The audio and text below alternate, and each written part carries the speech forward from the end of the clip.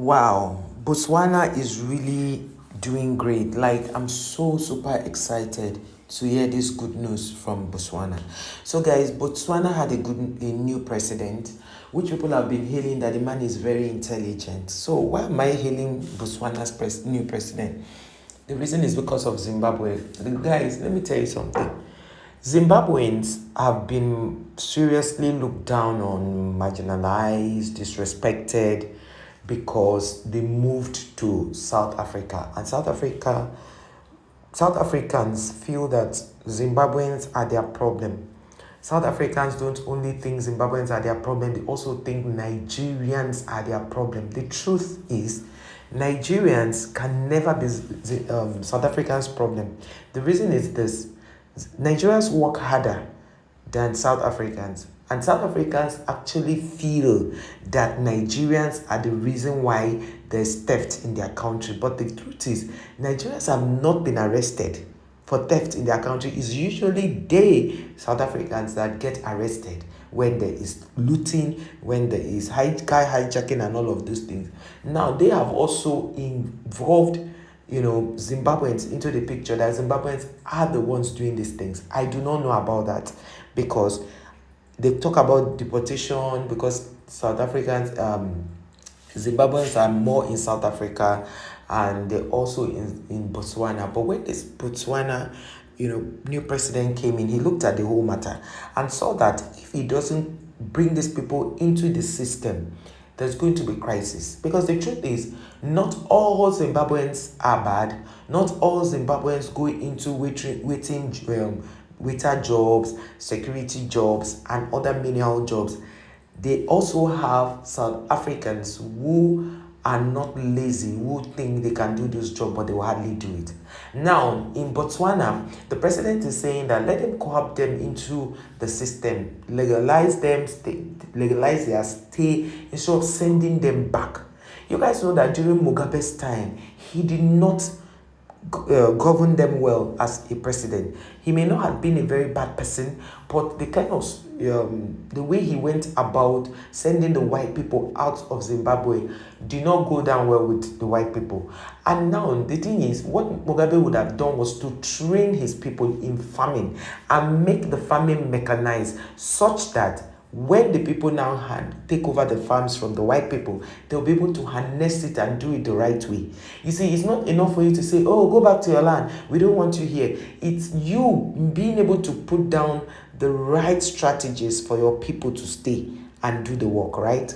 So immediately he got the farm from those people. He did not teach them how to farm. He didn't teach them how to do it mechanically, in a mechanized way. He just told them, oh, collect back the farm, let them go back. It's a very good thing for them to go back. It's a very good thing for them to get back the farm. Because after colonizing these people, it's not good for you to still take so much of their investment, so much of what they're supposed to do, and then be the one steering the ship. I don't know if you guys are following. So Mugabe did that, and the people couldn't continue, and because they didn't know, they didn't learn, there was no expertise and all of those, and they also didn't take that. They couldn't do the farming well, and people became hungry. People started fleeing the country, and you know how long Mugabe stayed in power.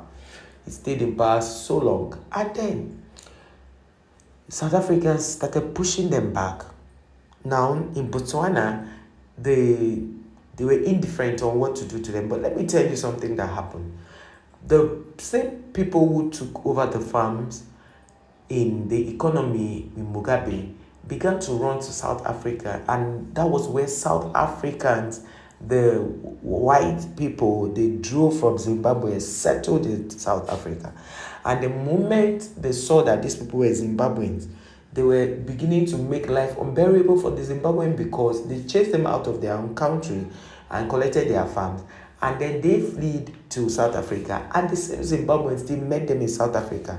So now, whatever happens, of course, they will never be fed to them. That aside. No, back to what the Botswana president said.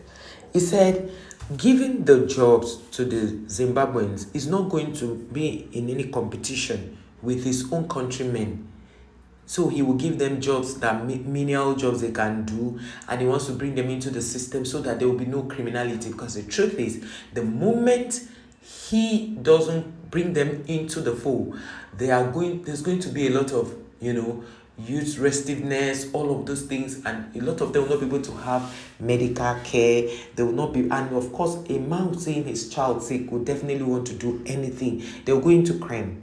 Now it is not like Zimbabweans are the ones doing all the crimes, but they used to say an idle mind is a devil's workshop. So basically, they want to do certain things. So now the president came in and said, no, we cannot allow Zimbabweans to continue to live the way they live. We cannot allow them to continue suffering in penury and all of that. We have to bring them in and use their expertise. We can make them to be cleaners, we can make them to be farmers, we can make them just naturally, the security, the waiter job and all of that, and co-opt them into the system. And for those Zimbabweans who have been in the system and knew what they are doing, they've already learned a skill. Those ones will be used for the skills they've learned. That is why I used to tell people, when you go to a place or you want to live to a place, always learn a skill. If you have not learned a skill, go back to school, further your education. For example, now, a Zimbabwean who is a PhD holder can be a lecturer in Botswana. So it's not until you do menial jobs. But the thing is, majority of them who are going to be given documentation, and the man is so wise, instead of sending these people back to their country, he's using them for the advantage of his own Botswana country and the people too. Because a president will wake up every morning and say, oh, let people go, let people go. The truth is, all this one South Africa is always shouting, let Nigerians go. Most Nigerians are the skilled ones too. Most Nigerians, you hardly see a Nigerian travel to a country, you cannot give anything. Nigerians will travel to countries and they are the ones to give back to that country. For example, a Nigerian will not travel without learning how to sew. A Nigerian will not relocate without learning how to make hair. A Nigerian will not relocate without learning how to cut hair. And that is why a lot of them who are in Cyprus going to school, they use cutting of hair to make money to support their parents back home. You understand? Some of them make hair, some of them cut hair to be able to, give a good haircut and be able to support their parents, paying their living wage instead of just paying fees and everything together. So if we go to the UK, Nigerians are there. What are they doing?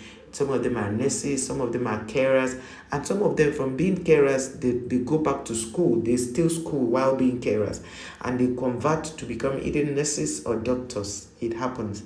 Nigerians are very smart people. That's how they work. When you know that, what they studied in Nigeria, because going to school in Nigeria is a big flex. People go to school in Nigeria, so it's not like, these people didn't go to school. They are really, really educated.